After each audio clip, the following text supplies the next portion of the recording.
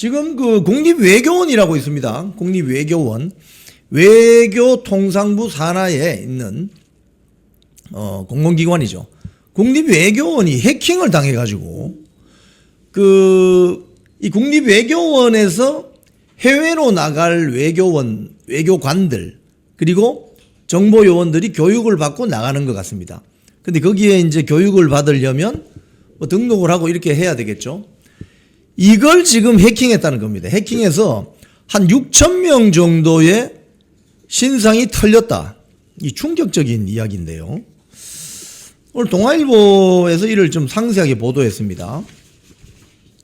근데 문제는 여러분 아시는 것처럼 국정원이 알려줄 때까지 몰랐다는 겁니다. 한 10개월 동안 개인정보가 탈탈 털렸다는 겁니다. 뭐 여러분 홈쇼핑이나 이런 데서 개인정보 털리는 것도 많죠. 근데 여기에 6,000명은 누구냐? 해외에 나가서 대한민국 국익을 위해서 목숨 내놓고 뛰는 외교 안보 요원들이라는 겁니다. 6,000명 신상이 다 털렸다는 겁니다. 자, 그러면 여러분 모 정치인이 그런 이야기 해서 상당히 웃음거리가 된 적이 있는데, 아버지 요새 간첩이 어디 있습니까? 여러분 간첩 없다고 생각하십니까? 전 세계적으로 여러분 007 영화 보셨죠? 전 세계 주요 국가에는 각 나라에서 파견된 스파이들이 우글우글합니다. 우리 공공연한 비밀이잖아요. 그런데 우리 요원들이 해외에 나갔는데 그 6,000명의 신상이 다 털렸는데, 그러면 우리의 적성 국가인 북한이나 북한은 국가는 아닙니다만 적성 체제인 북한이나 중국이나 러시아나 이런 조직에서, 정보기관 조직에서 이걸 만약에 털어갔다면 그 6,000명 어떻게 되는 거예요? 도대체 외국에서 제대로 생활이나 할 수 있겠습니까? 일거수일투족이 다 털리는데 지금 심각한 뉴스인데도 무덤덤합니다. 지금 대한민국이 심각한 안보 불감증에 빠져 있어요. 여러분 광화문에 가면 이스라엘 대사관이 있습니다. 저도 거기 한번 인터뷰를 위해서 한번 간 적이 있어요. 이스라엘 군 취재하러 간다고 한 10여 년 전에. 거기 들어가면요, 신발 밑에 있는 먼지까지 다 봅니다. 다 털어봅니다. 왜? 그 나라는 항상 테러가 있으니까. 그러니까 스파이 활동에 대해서 굉장히 예민해요.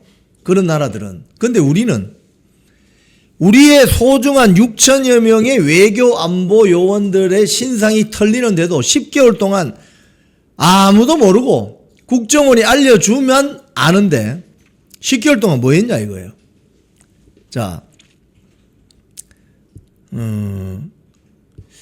참 어떻게 보면 이게 좀 어처구니 없는 자, 여기 해당 시스템에는 전 세계에서 지금 활동하고 있는 대한민국 외교관 2,500여 명. 여러분 이거 진짜 쓴 웃음이 나오지 않을 수가 없어요. 이게 지금 나랍니까 이게? 전 세계에서 활동하는 활약 중인 대한민국 외교관 2,500명의 신상이 다 털렸다니까요. 이 방송 보시는 분들 중에 가족들이나 친척들이 외교관이 있을 수 있습니다. 그분들 안전을 어떻게 담당하죠? 안전을 어떻게 우리가 담보하죠? 이게 지금 나라냐고요, 이게 지금.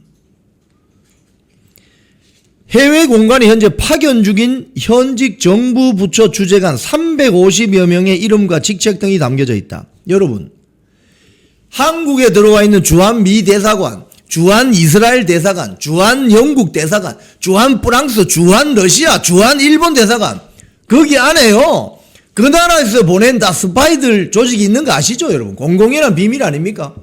그럼 대한민국은 안 그럽니까? 마찬가지로 군 출신도 보내고 국정원 출신도 보내고 다 그런 거 아니에요? 합법적으로 서로 다 공인적으로 공인하에 묵인하에 왔다 갔다 하는 거 아닙니까? 그 명단이 지금 다 넘어갔다는 거예요, 해커들한테. 그러면 그 사람들 겁이 나서 공작 활동할 수 있겠어요? 공작 활동을 하지 않는 나라가 그게 나라입니까? 그게 나라예요? 어디요? 대학교 동아리입니까? 대한민국이?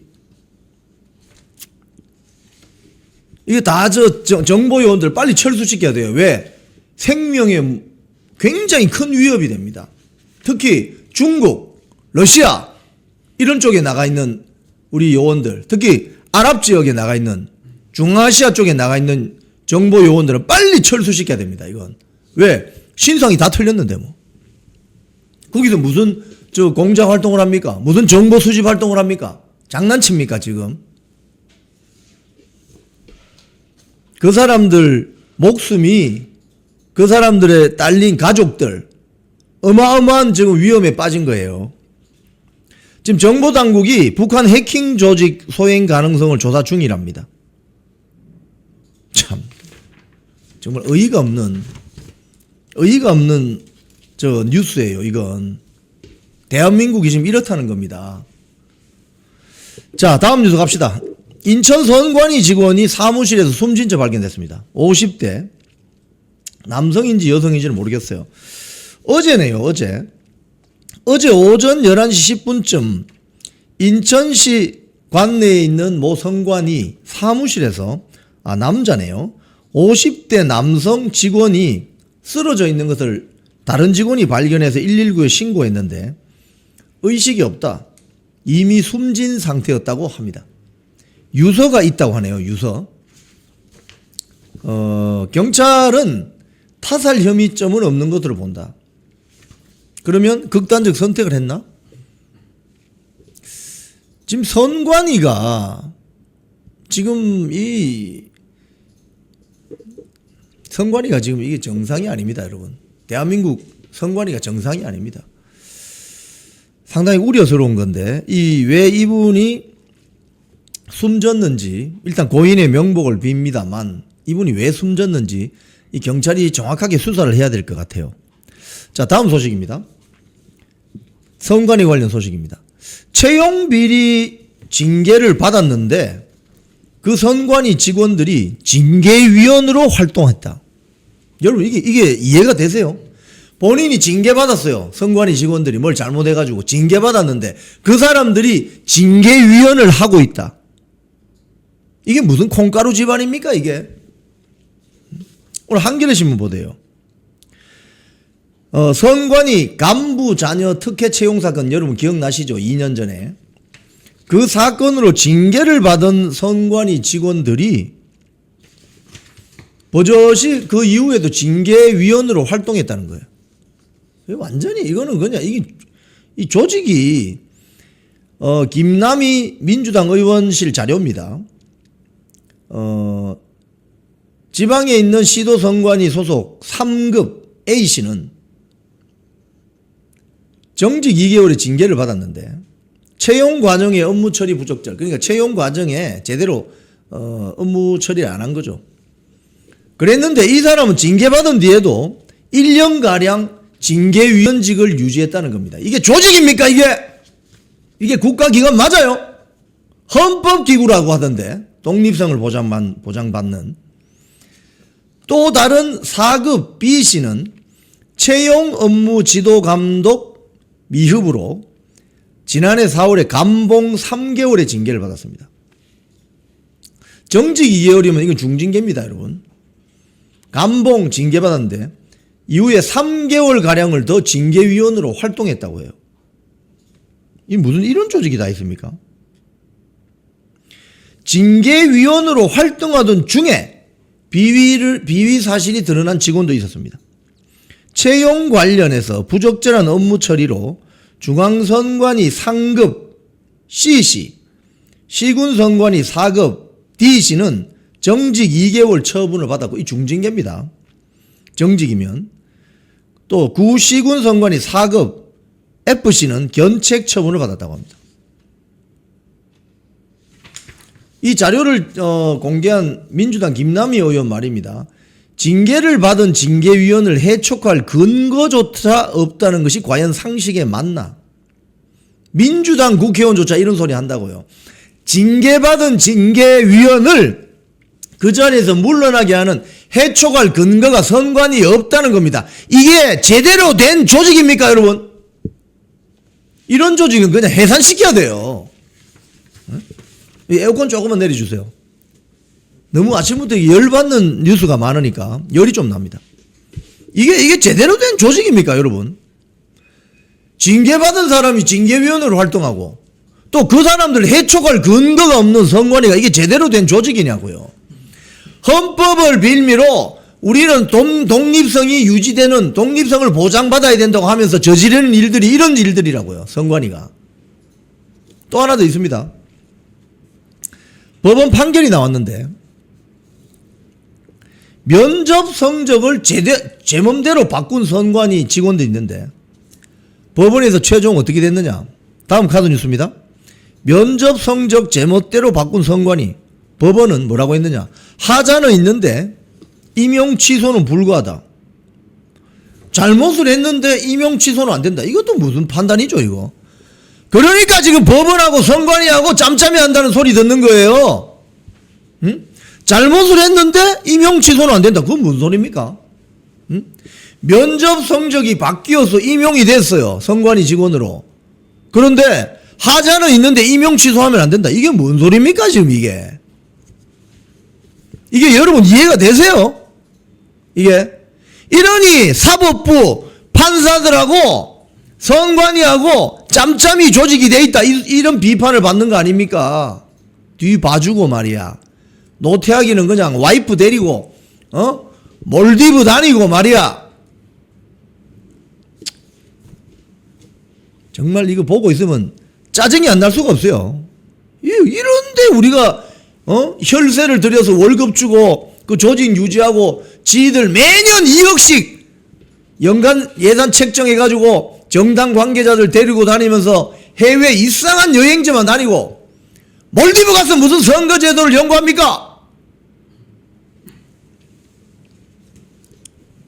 정말 이 화를 안 낼 수가 없는, 더운 날씨에 열불나네. 죄송합니다. 소리 질러서. 샤우팅 안 할 수가 없어요. 샤우팅 안 할 수가.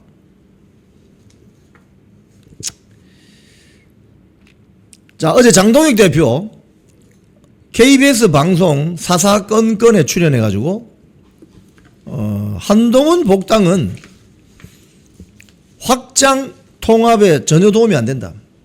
이렇게 이야기했습니다. 한동훈 무소속 의원을 국민의힘에 받아들이는 것은 국민의힘의 확장이나 연대 통합 그리고 당내 통합에도 도움이 되지 않는다고 확신한다. 그는 범죄행위, 즉 단계 사건 있죠. 범죄행위 때문에 징계를 받았고 그 문제에 대해 어떤 해결도 이루어지지 않았다. 왜 경찰, 소리 지르세요. 열불나요. 죄송합니다. 경찰은 왜 수사를 제대로 빨리 안 하는 거죠? 응? 이런 걸 보면 지금 이제 이번 주나 다음 주 열릴 것 같은 징계위원회 소집되면 해당 행위자들에 대한 철저한 징계가 뒤따라야 될 것으로 보입니다. 자, 어제 사사건건 프로그램. 자, 이재명이 아파트를 팔았습니다. 다음 카드 뉴스 올려보세요. 아파트를 팔았는데 아파트를 분당에 있는 아파트죠, 이거. 분당 순회동의 양지마을 아파트를 29억 원에 팔았는데 그 아파트를 산 사람이 돈이 모자라서 돈을 그럼 빌려야 되잖아요. 그럼 정상적으로 하면은 여러분 29억 원을 이재명에게 주고 그 아파트를 매입을 해야 되죠. 근데 돈이 부족해. 그럼 돈을 어디서 빌려야 됩니까? 은행 가야죠, 은행. 안 그러면 근저당을 설정하든지 은행에서 돈을 대출받든지 아니면 근저당 설정을 해서 부족한 돈을 메꿔야 돼요. 이게 정상이죠, 이게. 근데 어떻게 했느냐? 이 아파트 소유자인 이재명, 김혜경 두 사람이 17억 7천만 원의 근저당권을 설정했다고 합니다. 야, 이건 뭐죠? 매수자의 사정으로, 이 청와대 설명입니다. 매수자의 사정으로 잔금을 치르기 전 등기부터 완료했다. 잔금은 10월쯤 지급될 예정이다. 10월쯤 지급될지 안 될지 어떻게 합니까, 이거? 아파트 거래 이렇게 합니까, 여러분? 에? 아파트 저 전세 매입자에게 이렇게 사정을 봐주고 아파트 이렇게 팔아요?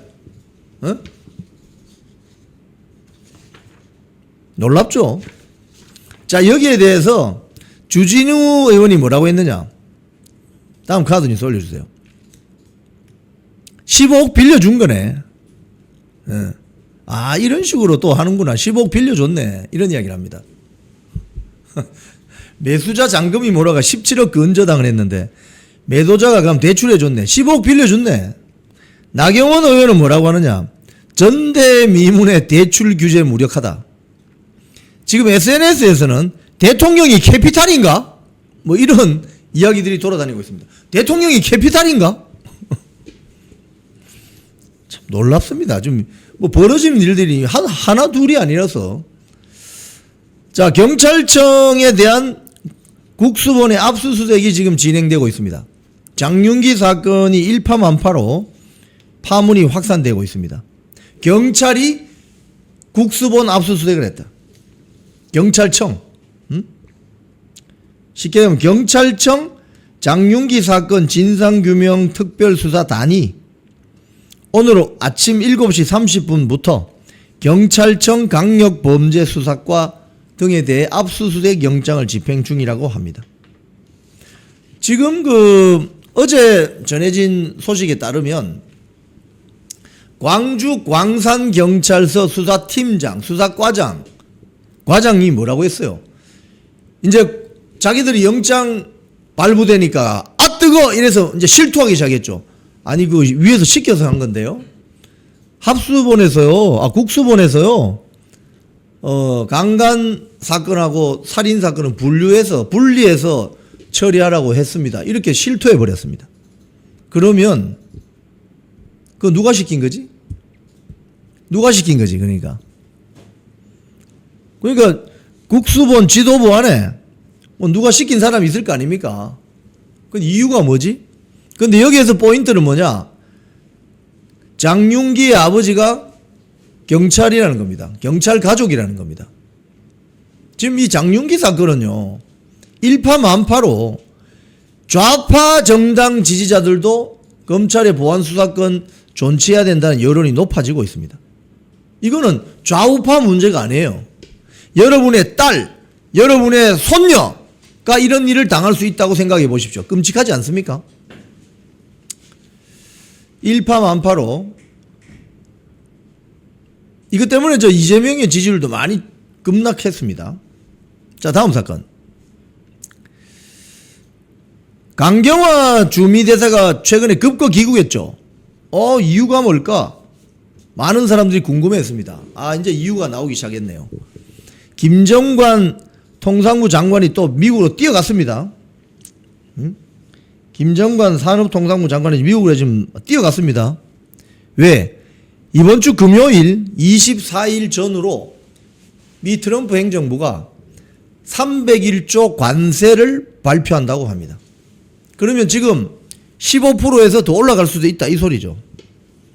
강경화 주미대사가 왜 급히 뛰어왔는지 여러분 아시겠습니까? 이제 지금 미국이 아니 뿔이 난 거죠. 트럼프 대통령이 뿔이 난 거죠. 지금 완전히.